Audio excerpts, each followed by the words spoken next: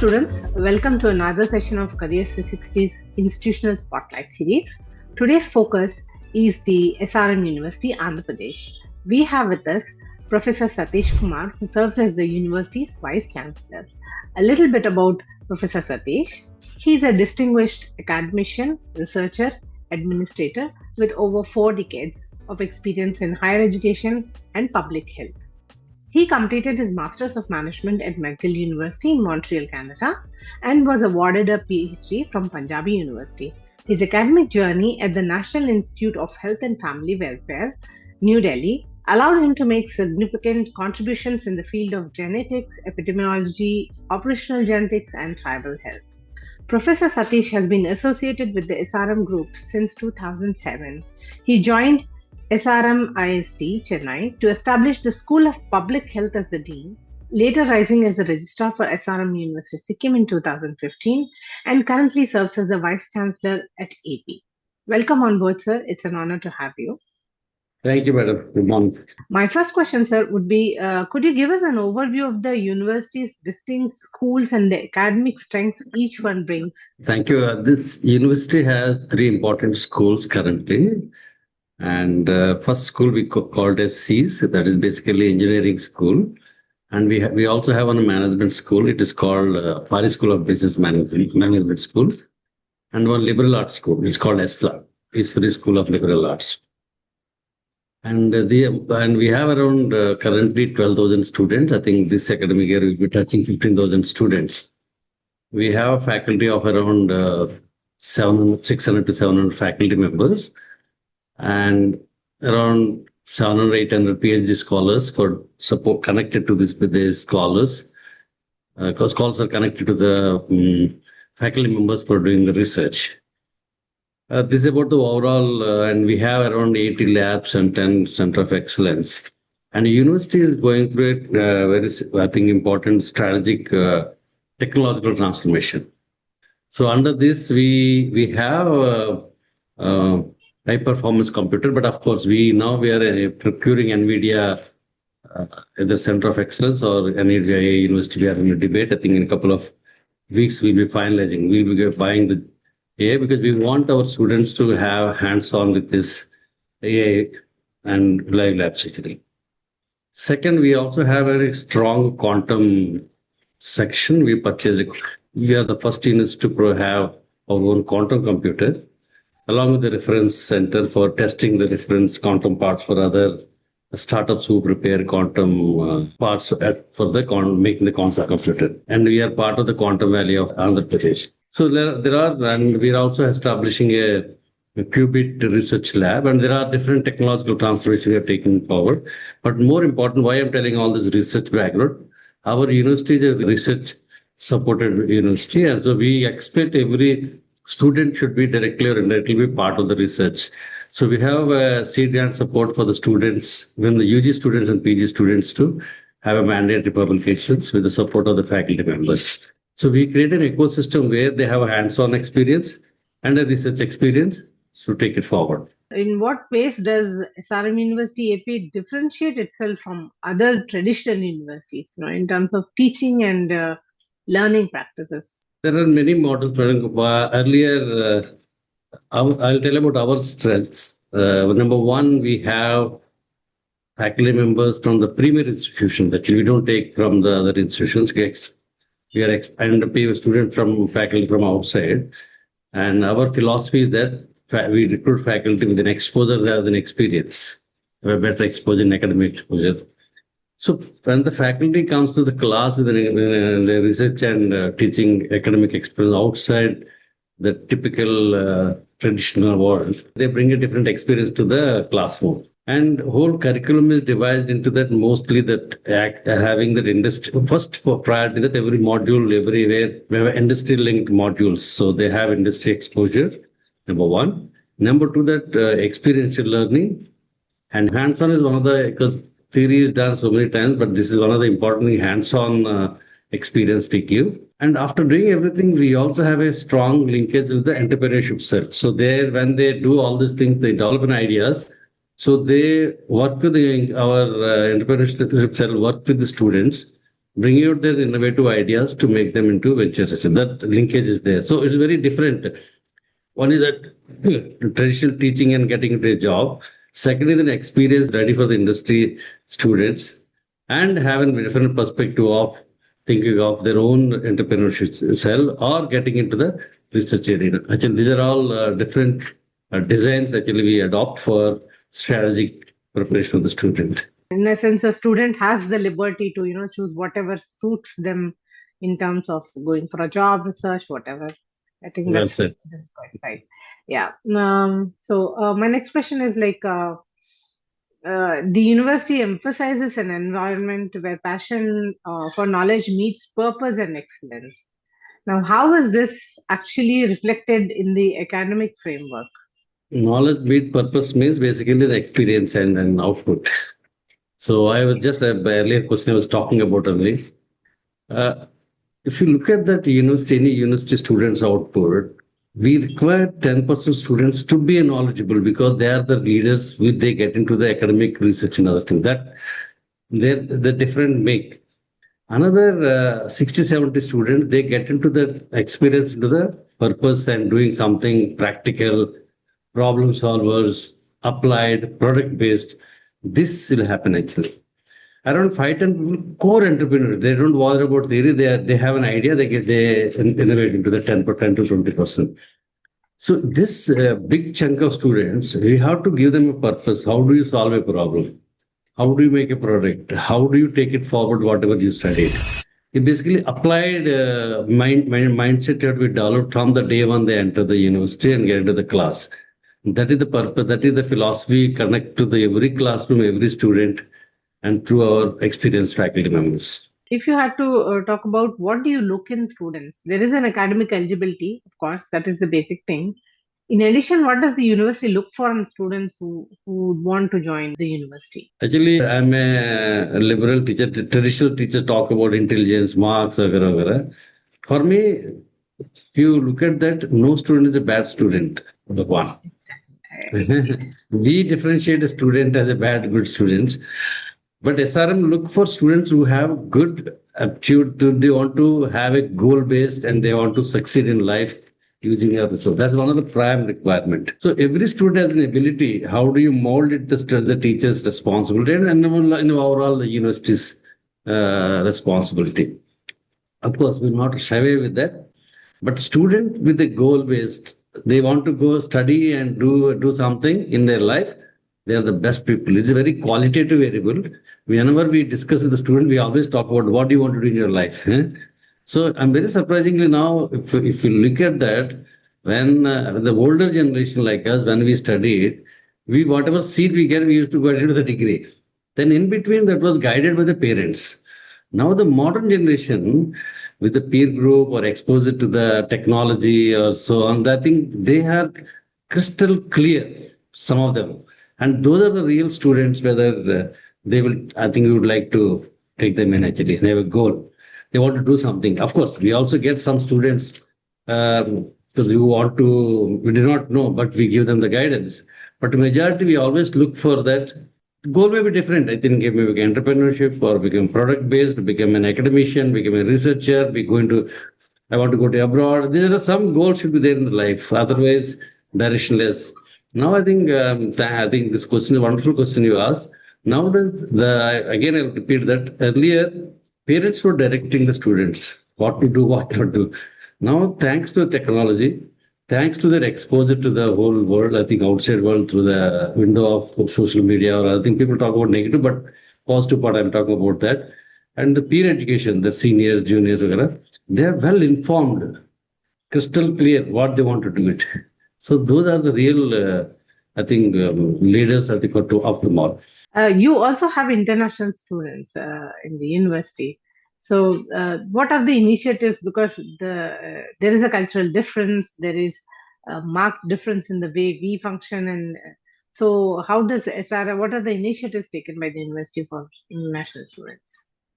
Actually, the international unit students, when we take the challenge, will be the country to country. What you said correctly, the culture, the way they study, they mark, they look at the marks, their seriousness, everything differs. So instead of preparing the students, we have to prepare the teachers first. So, and hostel, wherever the accommodation, where they say they're the people who caretakers first, second.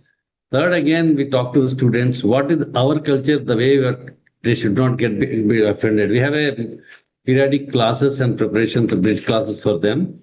And what happens in the long run? You have a good seniors. We use them for educating their own country specific students. That's one of the strategy. They are called that buddies actually.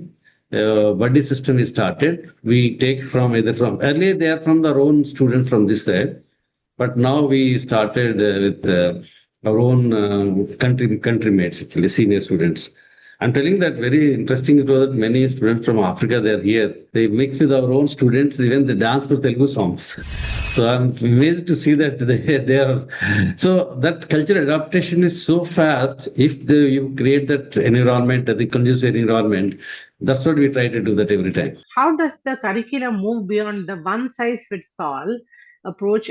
Because every student is different. So, how does it address the diverse student needs and learning goals?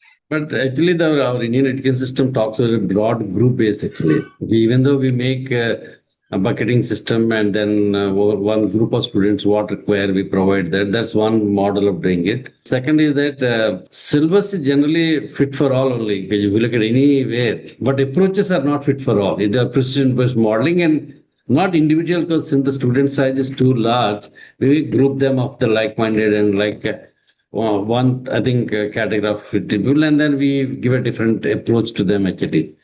And at least for the first year, generally we have a tradition of seniors faculty to take only final year and specialized students. I was now next year on, we are insisting that every professor should take at least one class for the one at least some touch base with the first year students, so that they have what is the professor how professor teaches actually. But even we talk about professor should go, but they are more close and very I think friendly with the young teachers because they look that they are the. But even then, we are looking at a different model of bringing senior most to the start from the first years onwards to have some classes. I also wanted to ask, there would be, I think nowadays this is the system. Like traditionally, there was just one syllabus, but now I think with the majors and minors, you can actually mix and match some of your interest areas and some of your classes can be clubbed. I thought that is also another thing that That's what if actually works. actually wonderful because it happened because of the new national education policy. It has given open up the options for students to choose. It actually I am also trained of national education policy. Current education system is student based, student centric and student based. Earlier we are talking that we are teaching that you study or not study. Now student has an option to choose their even the multidisciplinary modules of we have they go to another discipline like psychology, the one module of psychology, one module of management, one module of history, the oversubscribed history module is. So they have an option and specializations also almost fit to their own liking, like when they want to go for data analytics or some other image processing or something. But more than that, I'm telling that national education policy gave a lot of options for them, for us to play around with the in between other than the domain discipline actually. If they are engineering, they can go to liberal arts and suddenly our liberal arts school become very, very active and very engineering friendly because of these interventions. And I'm surprised to see that oversubscription of history modules and political science module and psychology module. So that means students have interest, they have hobbies to do. But unfortunately, earlier our education system is put them in one group, not to let them come out of that actually. I think that's we are adopting because, and this is one of the, I'm a big fan and big advocate of national education policy, even though people many talk different, but I can even in our earlier university also, I was Sikkim, SRM Sikkim also 100% implemented this multidisciplinary approach and choosing their own modules and study. And then there is an option of skipping from one discipline to other discipline if they're not liking that. These things we are doing it. What is the role that distinguished alumni and faculty members play in shaping the university's academic excellence as well as the industry connections? I'll talk about alumni first. Alumni is one of the important connect between the university. They are the people I think build perception among the students regarding certain disciplines and then setting up the goals of the young faculty, young students. And we have very active alumni base, and we have, even though we have alumni meets all over India, we see it in one alumni meet, big one happens in the university where the alumni is stationed their own old hostel rooms where already juniors are there.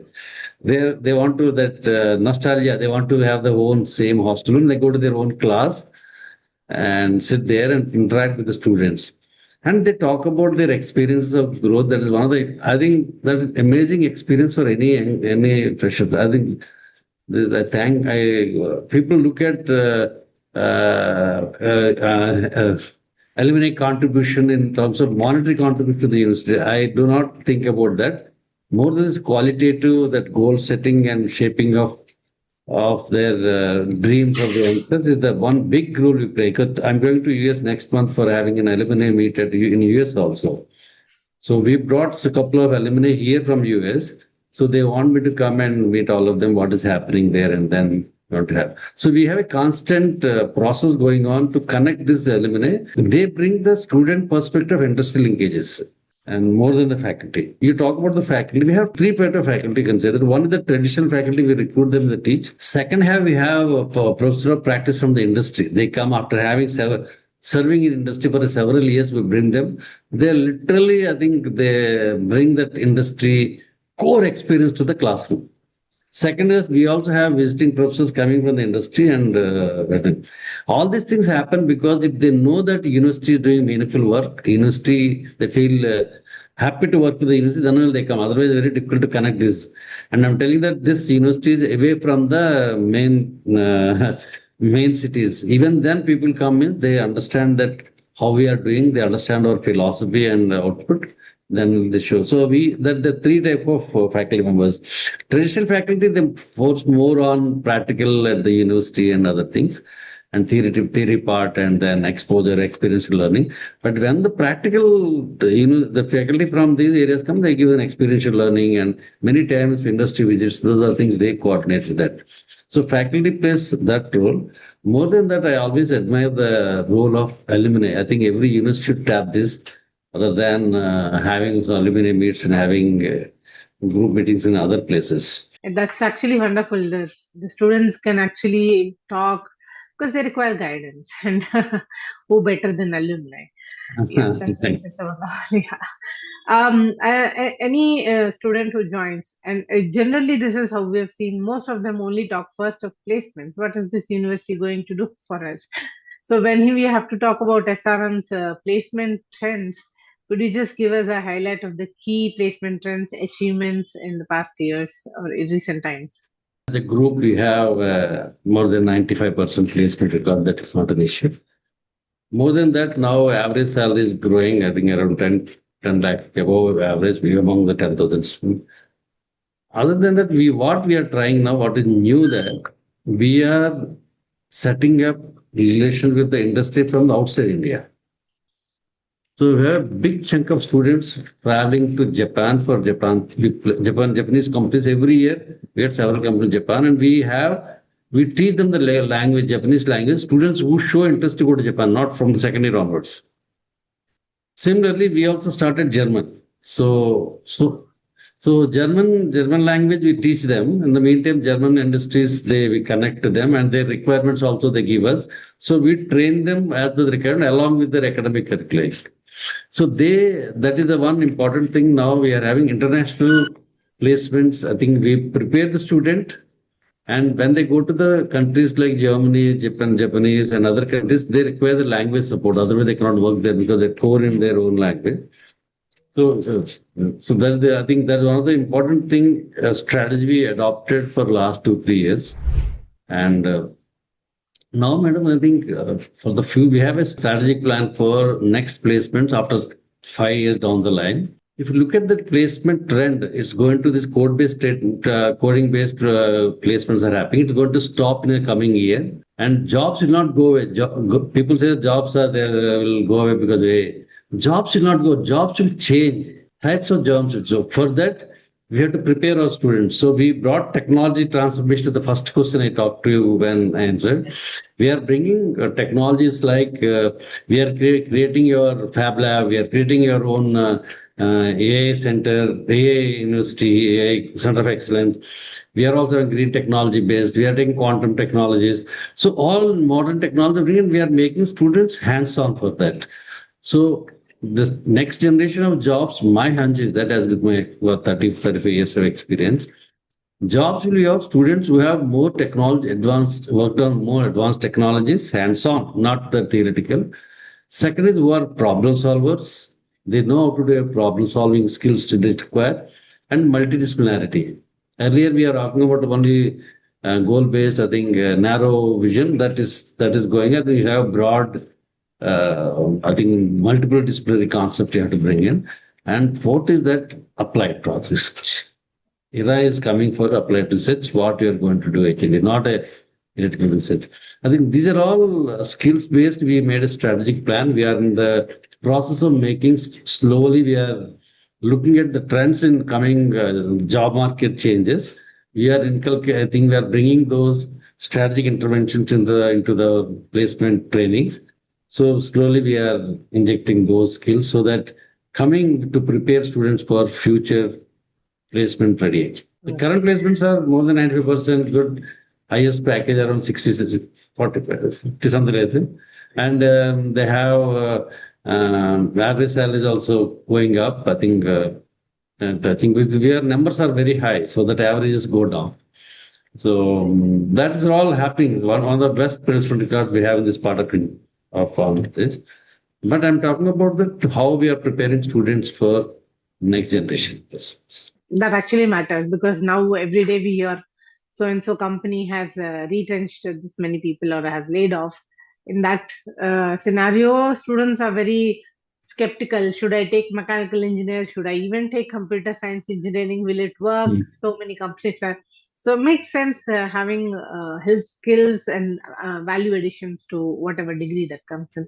My last question, sir, would be any message that you would like, because children need guidance. They think they know, but somebody who's on the other side, who's seeing the developing things and who's the bridge between this and the corporate world, should be able to give them a better advice. So any message for the students? Very much, man. A lot of messages. We are teachers. We keep on giving messages only. But why? What I'm telling that student has to theory, practical, experiential, and applied skills required. Plus, an important goal in their life, and don't go for plan A. If anybody plan A fails, you have to be ready with the plan B, because many students have seen in my life that even they go to extreme steps they take when they're not met those goals actually. And strict goals also the danger. Now the children are very emotionally very different way of what they do. Yesterday also had one bad news from one of the students. So these are all, I think we have to, my message that don't be disturbed. Life is always, world is open. And people don't worry about that media news, 70 people have been laid off, 30% people. They don't talk about how many they have taken. The problem is that laying off happens, but I'm telling students, jobs will not go away. Type of jobs will change actually. So now don't worry, you have to prepare yourself. And what I told that what we have done the strategic plan that you have to make it future ready for placements or studies. And everybody talks about entrepreneurship. That all their interest actually. We cannot force anything. And go with your passion, go with your interest. That's all. Thank you so much. Thank That was you. insightful. I think we're done. Thank you so much for taking the time today in your busy schedule. Thank you.